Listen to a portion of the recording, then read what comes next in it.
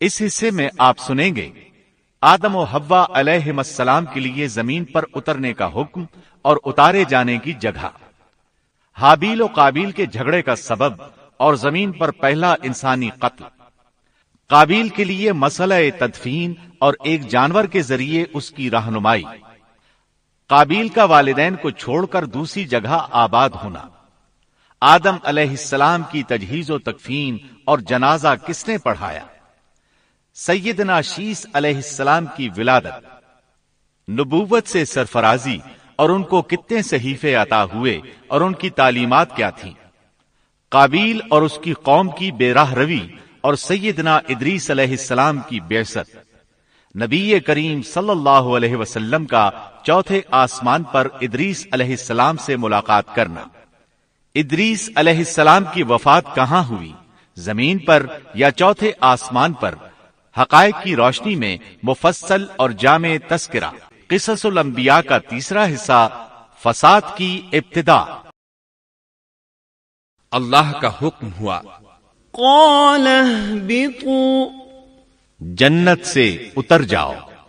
مزید فرمایا، بعضكم لبعض عدو وَلَكُمْ فِي الْأَرْضِ مُسْتَقَرٌّ وَمَتَاعٌ إِلَىٰ حِينٍ۔ تم آپس میں ایک دوسرے کے دشمن ہوگے اور تمہارے واسطے زمین میں رہنے کی جگہ ہے اور ایک وقت تک نفع حاصل کرنا ہے۔ اللہ نے مزید فرمایا، قال فيها تحيون وفيها تموتون ومنها تخرجون۔ فرمایا تم وہیں زندگی بسر کرو گے اور وہیں مرو گے اور وہیں سے دوبارہ نکالے جاؤ گے۔ قرآن مجید کے دیگر مقامات میں بھی اس قصے کی تفصیل موجود ہے۔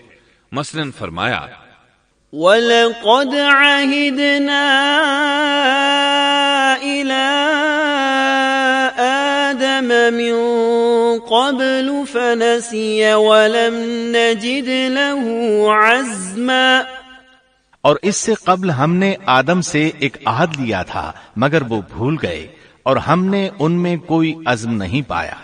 اللہ تعالی فرماتے ہیں، وَإِذْ قُلْنَا لِلْمَلَائِكَةِ اسْجُدُوا لِآدَمَ فَسَجَدُوا إِلَّا إِبْلِيسَ أَبَى فَقُلْنَا يَا آدَمُ إِنَّ هَذَا عَدُوٌّ لَكَ وَلِزَوْجِكَ فَلَا يُخْرِجَنَّكُمَا مِنَ الْجَنَّةِ فَتَشْقَىٰ إِنَّ لَكَ أَلَّا تَجُوعَ فِيهَا وَلَا تَعْرَىٰ وَأَنَّكَ لَا تَظْمَأُ فِيهَا وَلَا تَضْحَىٰ فوسوس إليه الشيطان قال يا آدم هل أدلك على شجرة الخلد وملك لا يبلى۔ اور جب ہم نے فرشتوں سے کہا آدم کو سجدہ کرو تو ابلیس کے سوا سب نے سجدہ کیا، اس نے صاف انکار کر دیا تو ہم نے کہا اے آدم یہ تیرا اور تیری بیوی کا دشمن ہے، خیال رکھنا ایسا نہ ہو وہ تم دونوں کو جنت سے نکلوا دے اور تو مصیبت میں پڑ جائے۔ یہاں تو تجھے یہ آرام ہے کہ نہ تو بھوکا ہوتا ہے اور نہ ننگا، اور نہ تو یہاں پیاسا ہوتا ہے اور نہ دھوپ سے تکلیف اٹھاتا ہے۔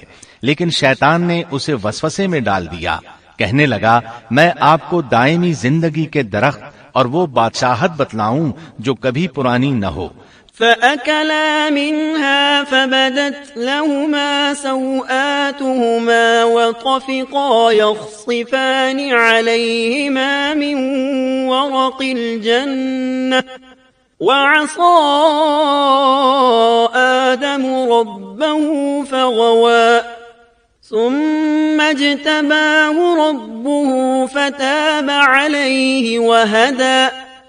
قال اهبطا منها جميعا بعضكم لبعض عدو فَإِمَّا يَأْتِيَنَّكُم مِّنِّي هُدًى فَمَنِ اتَّبَعَ هُدَايَ فَلَا يَضِلُّ وَلَا يَشْقَى وَمَنْ أَعْرَضَ عَن ذِكْرِي فَإِنَّ لَهُ مَعِيشَةً ضَنكًا وَنَحْشُرُهُ يَوْمَ الْقِيَامَةِ أَعْمَى۔ چنانچہ ان دونوں نے اس درخت سے کھایا، پس ان کے ستر کھل گئے اور وہ بہشت کے پتے اپنے اوپر چپکانے لگے۔ آدم نے اپنے رب کی نافرمانی کی، پس بہک گیا۔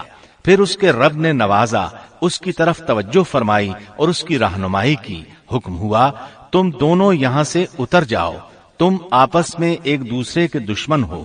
اب تمہارے پاس جب کبھی میری طرف سے ہدایت پہنچے تو جو میری ہدایت کی پیروی کرے نہ تو وہ بہکے گا نہ تکلیف میں پڑے گا، ہاں جو میری یاد سے روگردانی کرے گا اس کی زندگی تنگی میں رہے گی، اور بروز قیامت ہم اسے اندھا کر کے اٹھائیں گے۔ آدم علیہ السلام زمین پر اترے اور اپنے رب سے توبہ کے کلمات سیکھ لیے۔ وہ کلمات یہ ہیں: ربنا ظلمنا أنفسنا وإن لم تغفر لنا وترحمنا لنكونن من الخاسرين۔ اے ہمارے رب، ہم نے اپنا نقصان کیا، اور اگر تو نے ہم پر مغفرت و رحمت نہ فرمائی تو ہم خسارہ اٹھانے والوں میں سے ہو جائیں گے۔ آدم علیہ السلام زمین پر اترے اور ان کے ساتھ حوا علیہ السلام بھی اتری، اور ان کے ساتھ ہی ابلیس کو بھی اتارا گیا۔ یہ کس جگہ پر اترے اس بارے میں اختلاف پایا جاتا ہے، لیکن ابن عباس رضی اللہ عنہ کی بات راجح محسوس ہوتی ہے کہ آدم علیہ السلام کو ہند میں اور حوا علیہ السلام کو جدے میں اتارا گیا۔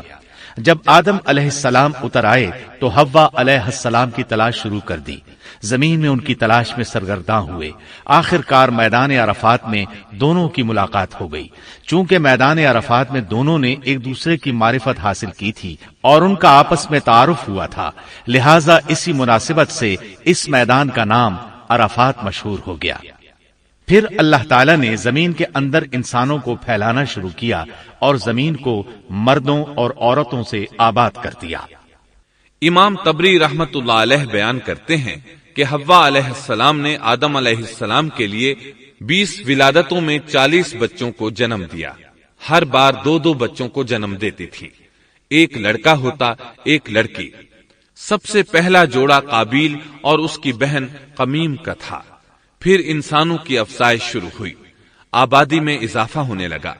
اللہ نے آدم علیہ السلام ہی کو ان کا نبی متعین کر دیا۔ وہ انہیں دین سکھاتے رہے۔ اس وقت تمام لوگ موحد تھے، خالص توحید کو اپنانے والے تھے، یعنی کان الناس امۃ واحدہ، تمام لوگ ایک ہی امت کے تھے، ان میں شرک کا شائبہ بھی نہ تھا۔ ابن جریر اور ابن کثیر رحمہم اللہ نے ابو موسیٰ اشعری رضی اللہ عنہ کی روایت بیان کی ہے، اللہ نے جب آدم علیہ السلام کو جنت سے زمین پر اتارا تو انہیں ہر چیز کی کاریگری اور صنعت کا علم تھا۔ جب وہ اترے تو عالم بھی تھے، لباس میں ملبوس بھی تھے، کام کاج کے تمام طریقوں سے باخبر بھی تھے، لوہے، آگ، لکڑی اور کپڑے کے استعمال سے بھی بخوبی واقف تھے۔ ہمارے برعکس وہ ان کاموں کو اپنی ابتدا ہی سے جان چکے تھے، کیونکہ ہم سب لوگوں کا حال یہ ہے کہ جب تک سکھایا نہ جائے ہمیں کچھ نہیں آتا۔ آج کے دور میں بعض افریقی قبائل کے افراد وحشیانہ اور غیر مہذب زندگی گزارتے ہیں۔ علماء کا کہنا ہے کہ یہ لوگ زمین پر رہنے والوں میں سے گمراہ ترین انسان ہیں۔ انہوں نے بہترین زندگی ضائع کر دی اور گھٹیا زندگی کو پسند کیا۔ تہذیب و تمدن کا آغاز چونکہ ابتدائے آفرینش سے ہے، اس لیے ہر انسان کی فطرت میں تہذیب کی سوجھ بوجھ موجود ہے۔ بہرحال آدم علیہ السلام کے بعد انسانی مخلوق کی تعداد روز بروز بڑھتی چلی گئی اور انسانی کمزوریوں کی بنا پر گناہ شروع ہو گئے۔ زمین پر سب سے پہلے ہونے والی معصیت قابیل کے ہاتھوں اپنے بھائی حابیل کے قتل کی صورت میں سامنے آئی۔ اللہ تعالیٰ نے قرآن مجید میں قابیل اور اس کے بھائی حابیل کا قصہ بیان کیا ہے۔ قابیل قرخت اور درشت طبیعت کا مالک تھا، جبکہ اس کا بھائی حابیل रहम दिल और नरम तबीयत था। काबिल खेती बाड़ी करता था और हाबील मवेशी चराता था। हाबील के नरम दिल होने की एक वजह उसका बकरियां चराना था, क्योंकि एक चरवाहा अपनी बकरी को भूखा देखकर उसे चारा खिलाए बगैर नहीं रहता, नहीं वो किसी बकरी को प्यासा देखकर उसे भूल जाता है। अपने जानवर पर उसकी ताकत से ज्यादा बोझ भी नहीं लादता। बनी नौ इंसान की तादाद में इजाफे के लिए उस वक्त ऐसा कानून था जो अब हराम है, और वो है बहन के साथ निकाह। चूंकि उस वक्त के सब लोग आदम अलैहिस्सलाम की हकीकी औलाद थे और आपस में बहन भाई थे, इसलिए उस वक्त की शरीयत की रूह से काबिल अपने साथ जुड़वां पैदा होने वाली बहन के सिवा किसी दूसरी बहन से शादी कर सकता था, और इसी तरह हाबील अपने साथ जुड़वां पैदा होने वाली बहन के अलावा किसी दूसरी बहन से शादी कर सकता था। इसकी सूरत यह थी कि काबिल की शादी हाबील की बहन से हो और हाबील की शादी काबिल की बहन से हो। लेकिन हुआ ये कि हाबील की बहन खूबसूरती में काबिल की बहन से कम थी, इसलिए काबिल ने हाबील की बहन से शादी करने से इनकार कर दिया और अपनी जुड़वां बहन से शादी की ख्वाहिश जाहिर की। लेकिन ऐसा करना आदम अलैहिस्सलाम की शरीयत में हराम था। आप नबी भी थे और रसूल भी। रसूल और नबी में फर्क यह है कि रसूल पर शरीयत और अहकाम नाजिल होते हैं, लेकिन नबी पर शरीयत नाजिल नहीं होती। अलबत्ता उसकी तरफ वही नाजिल होती है और मोजज़ात अता किए जाते हैं, जबकि शरीयत सिर्फ रसूलों ही पर नाजिल की जाती है। आदम अलैहिस्सलाम भी चूंकि रसूल थे, इसलिए उनकी शरीयत में ये कानून था कि कोई शख्स अपने साथ जुड़वां पैदा होने वाली बहन के साथ शादी नहीं कर सकता। काबिल इस शरई हुक्म की वजह से गजबनाक हो गया। उसने ताज्जुब का इजहार करते हुए इस कानून को मानने से इनकार कर दिया। आदम अलैहिस्सलाम ने इन दोनों के दरमियान फैसला करते हुए इन्हें हुक्म दिया कि दोनों अल्लाह के हुजूर एक हदिया पेश करें।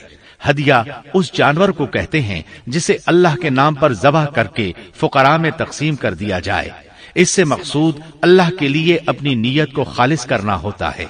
इस अमल को कुर्बानी कहा जाता है।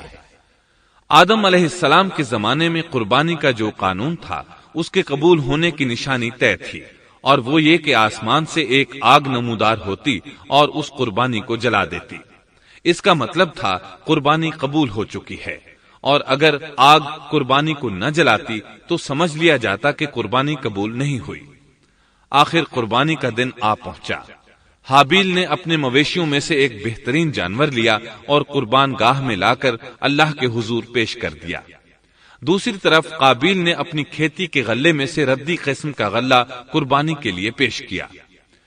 दूसरे दिन दोनों कुर्बान गाह पहुंचे तो उन्होंने देखा कि हाबील की कुर्बानी कबूल हो चुकी है, जबकि काबिल की कुर्बानी को आग ने छुआ तक नहीं था।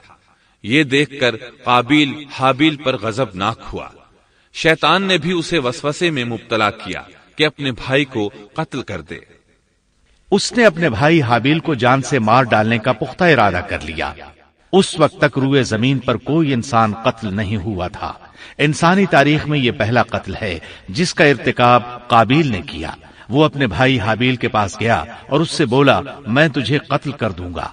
जवाब में हाबील ने कहा, अगर तू मुझे कत्ल करने की कोशिश करेगा तो मैं अपने दिफा में हाथ नहीं उठाऊंगा, इसलिए कि मैं चाहता हूं तू अपने दीगर गुनाहों के साथ मेरे कत्ल का गुनाह भी उठा ले, तेरे गुनाह ज्यादा हो जाएं। चुनाचे एक तारीख रात में हाबील सोया हुआ था कि काबिल एक बड़ा सा पत्थर उठाकर उसके पास आया। उसने वो पत्थर अपने भाई के सर पर दे मारा। इस तरह उसने हाबील को कत्ल कर दिया। रूए जमीन पर कत्ल की इब्तिदा कर दी। जमीन को पहले खून से रंग दिया। तारीख इंसानी में ये सबसे पहला जुर्म था जो काबिल के हाथों हुआ। कत्ल तो वो कर बैठा, अब हैरान और परेशान हुआ कि उसकी लाश का क्या करे।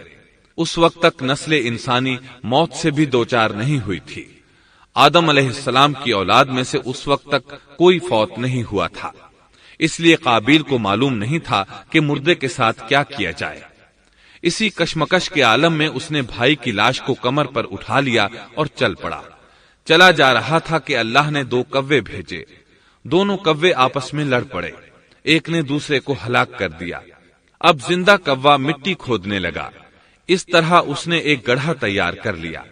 مردہ کوے کو اس میں رکھا اور اوپر مٹی ڈال دی۔ اس طرح قابیل کو دفن کا طریقہ معلوم ہوا۔ اس نے بھی گڑھا کھودا اور حابیل کی لاش کو اس میں دبا دیا۔ وہ اپنے کیے پر نادم ضرور تھا، لیکن اس نے اللہ سے معافی نہ مانگی، جبکہ انسان کے لیے ضروری ہے کہ اس سے کوئی گناہ ہو جائے تو اللہ سے معافی مانگے۔ قابیل اور حابیل کے درمیان جو مکالمہ ہوا، اللہ تعالیٰ نے اس کا ذکر سورہ مائدہ آیت 27 تا 29 میں کیا ہے۔ اللہ فرماتے ہیں، وَاتْلُ عَلَيْهِمْ نَبَأَ ابْنَيْ آدَمَ بِالْحَقِّ إِذْ قَرَّبَا قُرْبَانًا فَتُقُبِّلَ مِنْ أَحَدِهِمَا وَلَمْ يُتَقَبَّلْ مِنَ الْآخَرِ قَالَ لَأَقْتُلَنَّكَ قال إنما يتقبل الله من المتقين لئن بسطت إلي يدك لتقتلني ما أنا بباسط يدي إليك لأقتلك إني أخاف الله رب العالمين إني أريد أن تبوء بإثمي وإثمك فتكون من أصحاب النار وذلك جزاء الظالمين۔ آدم علیہ السلام کے دونوں بیٹوں کا کھرا کھرا حال بھی انہیں سنا دو۔ ان دونوں نے ایک نذرانہ پیش کیا، ان میں سے ایک ہی نذر تو قبول ہو گئی اور دوسرے کی قبول نہ ہوئی، تو وہ کہنے لگا میں تجھے مار ہی ڈالوں گا۔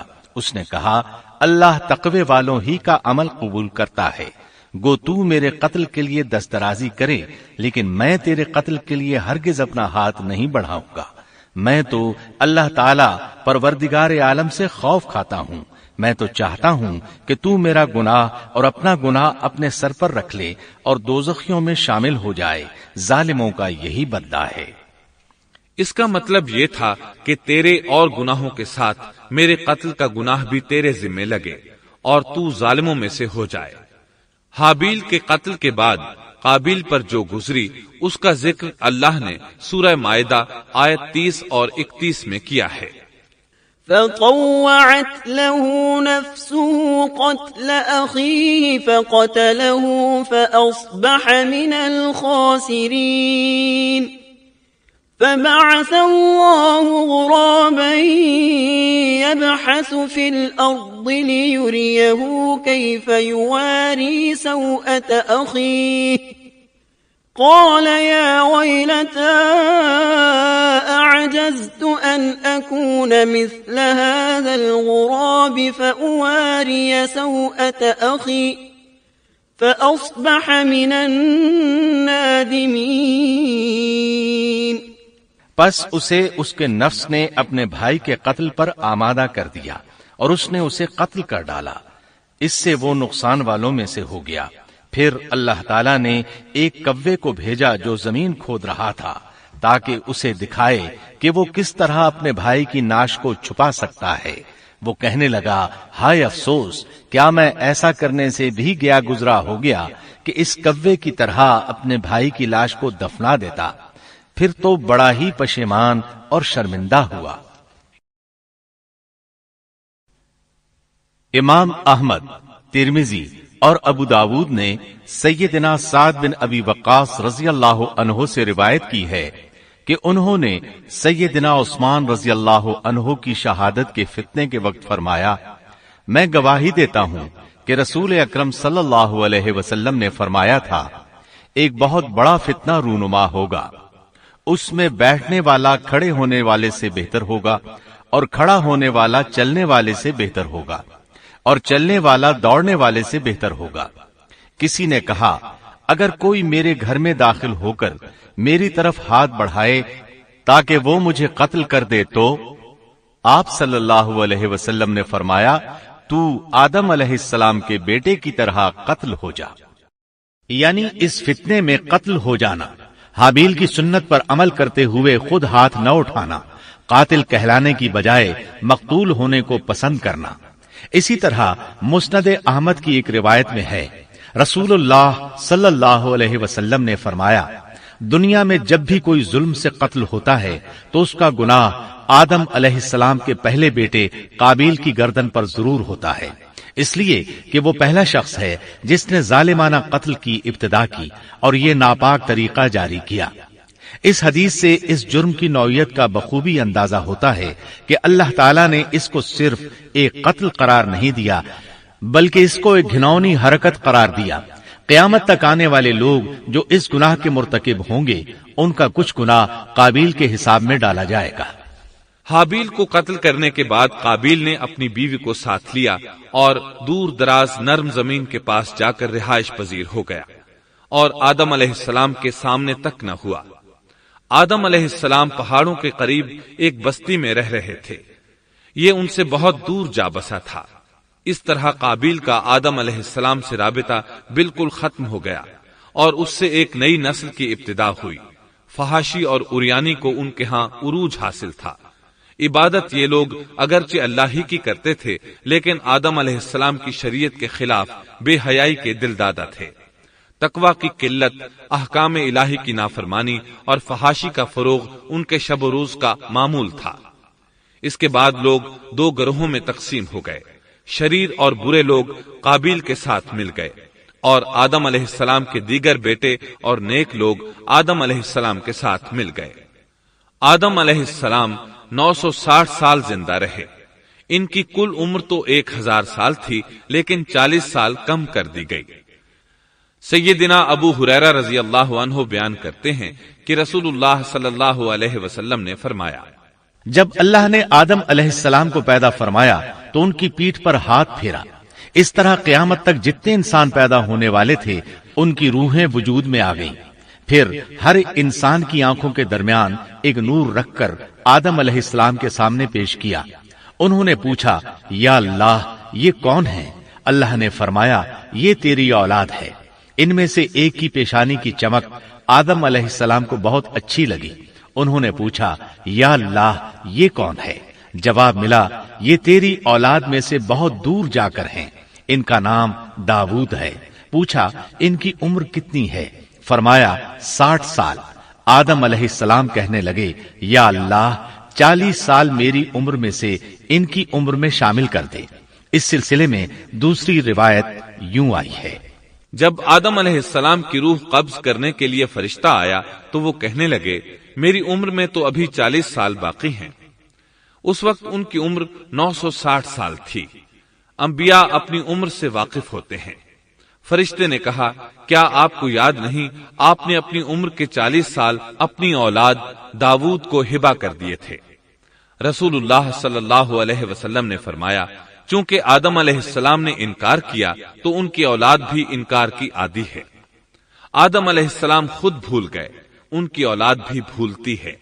آدم علیہ السلام نے خطا کی، ان کی اولاد بھی خطا کرتی ہے۔ حابیل کے قتل کے بعد اللہ تعالیٰ نے آدم اور حوا علیہم السلام کو اس کا نعم البدل عطا کیا۔ اس کا نام انہوں نے شیس رکھا۔ شیس کا مطلب ہے اللہ کا دیا ہوا تحفہ۔ حابیل کے قتل پر آدم اور حوا علیہم السلام دونوں بہت غمگین ہوئے، اس لیے اللہ نے بدلے میں انہیں شیس علیہ السلام عطا فرمائے۔ سیدنا ابو ذر غفاری رضی اللہ عنہ سے مروی ایک صحیح حدیث میں ہے کہ رسول اللہ صلی اللہ علیہ وسلم نے فرمایا، اللہ تعالیٰ نے 104 صحیفے نازل فرمائے، ان میں سے 50 صحیفے شیس علیہ السلام پر نازل ہوئے۔ ان صحیفوں میں ایسے قوانین، اصول اور ضابطے تھے جن سے انسانیت کی زندگی منظم ہوتی ہے۔ شیس علیہ السلام نے آدم علیہ السلام سے علم حاصل کیا، لیکن آدم علیہ السلام کا تمام علم وہ حاصل نہ کر سکے، اس لیے کہ آدم علیہ السلام نے بالمشافہہ اللہ تعالی سے علم حاصل کیا تھا اور بہت سی اشیاء کا علم اللہ تعالی نے انہیں سکھا دیا تھا، اس لیے وہ تمام علماء سے بڑھ کر عالم تھے۔ شیس علیہ السلام نے آدم علیہ السلام سے علوم سیکھ کر لوگوں کو سکھائے۔ لوگوں نے ان سے مختلف علوم، فنون اور پیشے سیکھے۔ انہیں شہروں میں رہنے سہنے کے بارے میں تعلیم دی۔ دن رات کے حسابات سے انہیں آگاہ کیا اور انہیں بتایا کہ کن اوقات میں وہ اللہ کی عبادت کریں اور عبادت کے طریقے انہیں سکھائے۔ احادیث میں اس کی وضاحت ملتی ہے۔ امام احمد رحمت اللہ علیہ بیان کرتے ہیں کہ ابو زمعہ سعدی کہتے ہیں کہ انہوں نے مدینے میں ایک شیخ کو لوگوں سے کلام کرتے دیکھا تو ان کے متعلق پوچھا، یہ کون شخص ہے؟ لوگوں نے بتایا کہ یہ ابی بن کعب رضی اللہ عنہ ہیں، بڑے صحابہ میں ان کا شمار ہوتا ہے، تمام مسلمانوں سے بڑھ کر قرآن اور اس کی تفسیر کے عالم ہیں۔ ابو زمعہ فرماتے ہیں کہ ابی بن کعب رضی اللہ عنہ اس وقت یہ واقعہ بیان کر رہے تھے کہ جب آدم علیہ السلام کی وفات کا وقت قریب آیا تو انہوں نے اپنے بیٹوں سے فرمایا، میرا جنت کے پھل کھانے کو جی چاہتا ہے۔ جنت کے پھل دنیاوی پھلوں جیسے ہی ہوتے ہیں، سیب، انار، انگور، یہ سب جنت میں موجود تھے۔ جنت کے اور دنیا کے پھلوں میں فرق یہ ہے کہ دنیاوی پھل بدبودار ہو جاتے ہیں جبکہ جنتی پھل کبھی بدبودار نہیں ہوتے۔ اسی طرح دنیاوی پھلوں کا ذائقہ عارضی ہوتا ہے جبکہ جنتی پھلوں کا ذائقہ ہمیشہ برقرار رہتا ہے۔ اس لیے آدم علیہ السلام نے چاہا کہ وہ جنت کے پھل کھائیں، چنانچہ ان کے بیٹے تلاش میں نکل گئے۔ انہوں نے اپنے ساتھ کلہاڑے، کدالیں اور ٹوکریاں لے لی۔ راستے میں انہیں فرشتے ملے، ان کے پاس آدم علیہ السلام کا کفن اور خوشبو وغیرہ تھی۔ انہوں نے پوچھا، آدم کے بیٹو، کس چیز کی تلاش میں ہو؟ کہاں جا رہے ہو؟ انہوں نے جواب میں کہا، ہمارے والد مریض ہیں، انہیں جنت کے پھلوں کی خواہش ہے۔ فرشتے ان کے سامنے انسانی شکل میں آئے تھے، ان کی بات سن کر بولے، واپس جاؤ، تمہارے والد فوت ہونے کے قریب ہیں، اب ان میں اتنی طاقت نہیں رہی کہ پھل کھا سکیں۔ جب فرشتے آدم علیہ السلام کی روح قبض کرنے کے لیے آئے تو حوا علیہ السلام نے انہیں پہچان لیا۔ وہ بلند آواز سے آدم علیہ السلام کو پکارنے لگی، ان کے ساتھ چمڑ گئیں۔ آدم علیہ السلام بولے، مجھ سے الگ ہو جاؤ، پہلے بھی مجھے تمہاری وجہ سے مصیبت پہنچی تھی، میرے اور میرے رب کے فرشتوں کے درمیان سے ہٹ جاؤ۔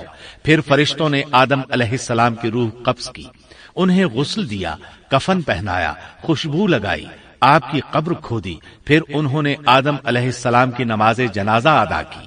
اس کے بعد انہیں قبر میں اتارا، پھر اوپر مٹی ڈال دی اور بولے، آدم کے بیٹو، تمہارے لیے یہی طریقہ ہے۔ اس وقت تک لوگ کفن دفن کے احکامات سے واقف نہیں تھے، انہیں علم نہ تھا کہ قابیل نے اپنے بھائی کو کیسے دفن کیا تھا، اس لیے فرشتوں کو بھیجا گیا تاکہ تدفین کا طریقہ بتا دیں۔ تو اس طرح انسان کو دفن کرنے کا طریقہ معلوم ہوا جو فرشتے لے کر آئے تھے۔ آدم علیہ السلام نے اپنی 960 سال کی مکمل زندگی میں سوائے اس درخت کا پھل کھانے کے اور کوئی خطا نہیں کی۔ یہ تھا ہمارے باپ سیدنا آدم علیہ السلام کا اسوہ اور سیرت طیبہ کا حال۔ آپ کی وفات کے 1 سال بعد حوا علیہ السلام بھی وفات پا گئیں۔ آدم علیہ السلام کی وفات کے بعد ان کے بیٹے شیس علیہ السلام نے ان کی ذمہ داریاں سنبھال لی۔ اب تبلیغ کا کام انہیں کرنا تھا۔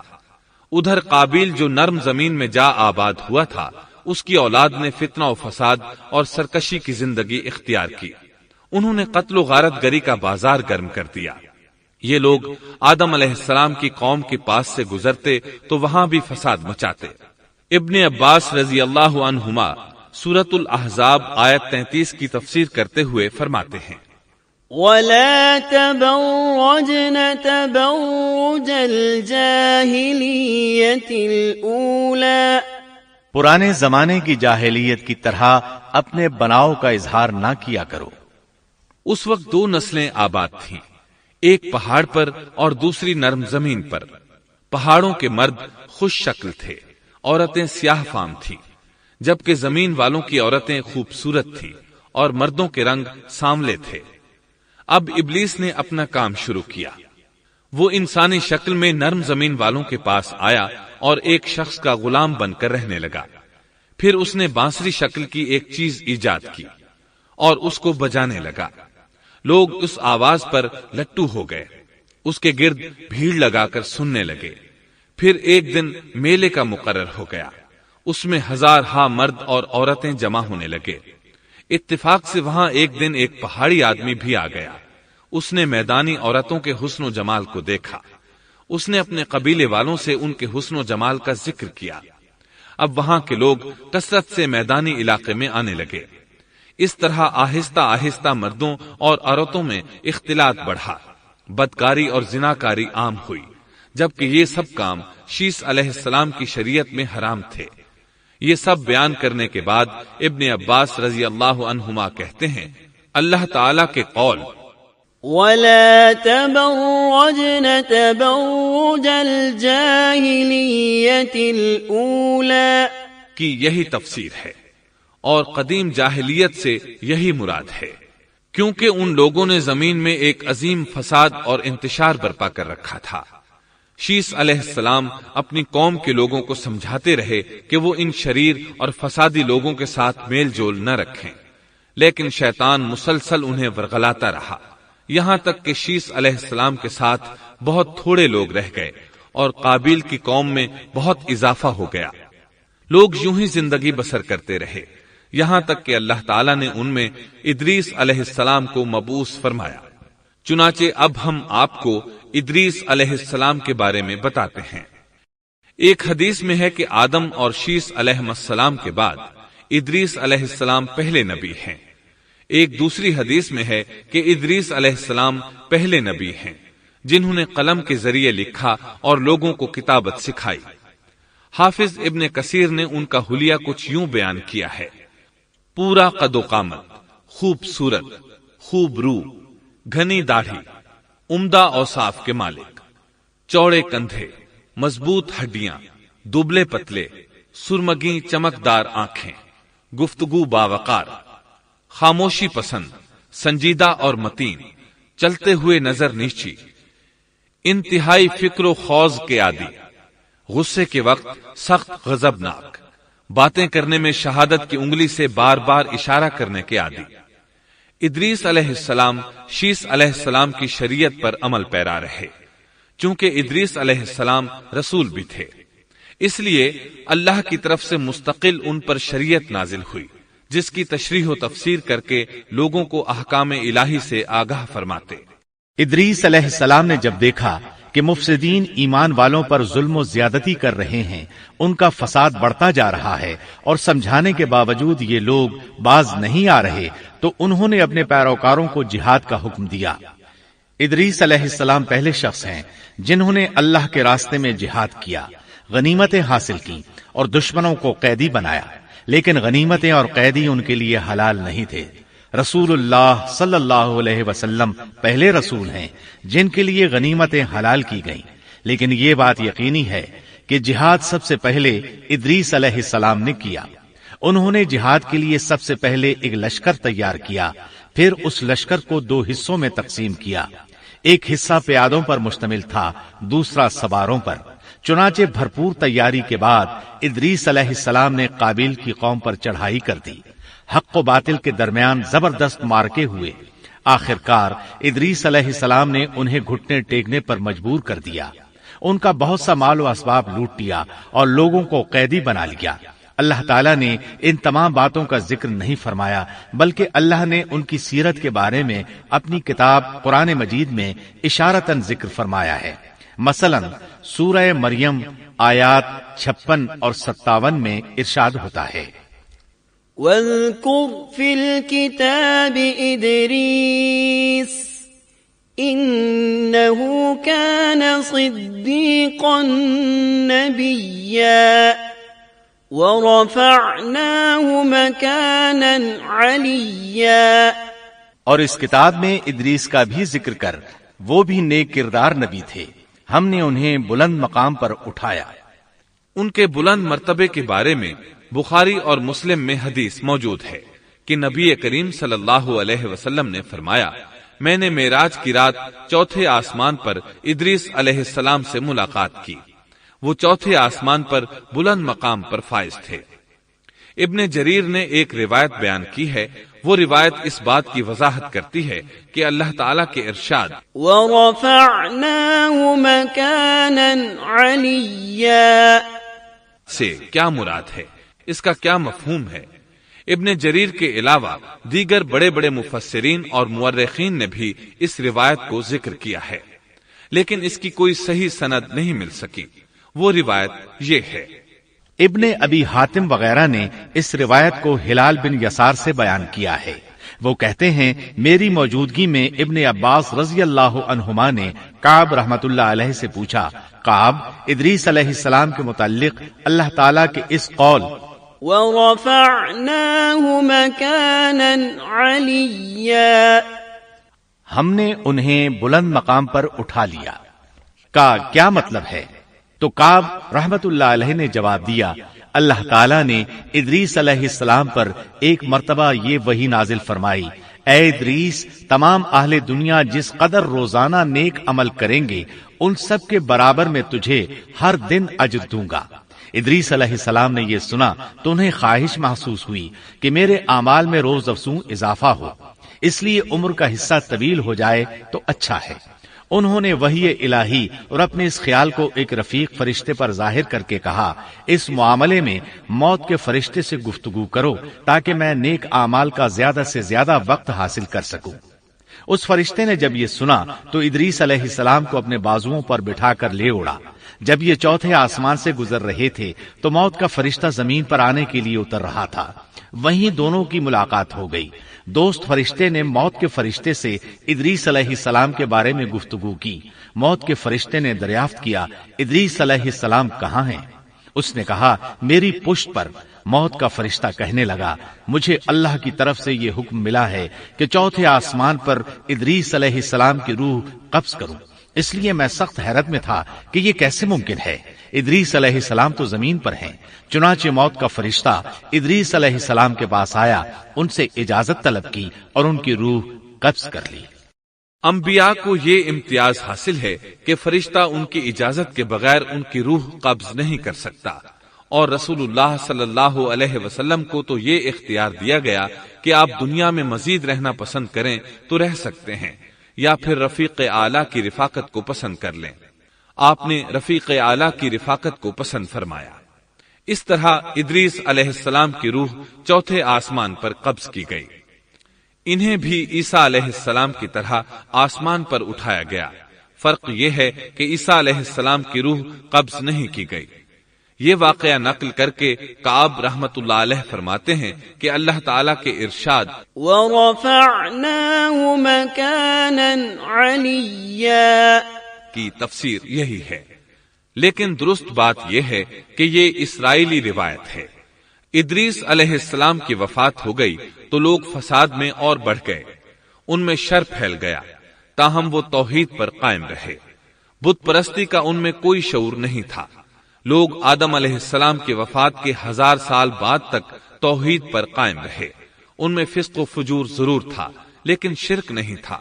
اللہ تعالیٰ کے اس ارشاد كان الناس أمة واحدة دراصل لوگ ایک ہی امت تھے کا یہی مطلب ہے۔ سامعین محترم، ابھی آپ دارالسلام اسٹوڈیو لاہور پاکستان سے قصص الانبیاء کا تیسرا حصہ فساد کی ابتدا سن رہے تھے۔ قصص الانبیاء کے چوتھے حصے شرک کا آغاز میں آپ یہ سنیں گے، بت پرستی اور شرک کی ابتدا کب اور کیسے ہوئی، نوح علیہ السلام کا نام و نسب اور قرآن مجید میں تذکرہ، نوح علیہ السلام کی قوم کو دعوت توحید، قوم کی ہٹ دھرمی اور مومنین کا استہزاء، 950 سال کی بے مثال جد و جہد کے باوجود قوم کا عذاب پر اصرار، نوح علیہ السلام کی قوم کے خلاف بد دعا اور اللہ کی طرف سے کشتی بنانے کا حکم، تنور کا ابلنا اور طوفان کا برپا ہونا، نوح علیہ السلام کا بیٹے سے مکالمہ اور بیٹے کی غرقابی، طوفان کا تھمنا اور جودی پہاڑ پر کشتی کا رک جانا، نوح علیہ السلام اور ان کی قوم کو شکرانے کا حکم، نوح علیہ السلام کی اولاد کتنی تھی، طوفان کے بعد آپ کتنی دیر زندہ رہے اور کہاں فوت ہوئے،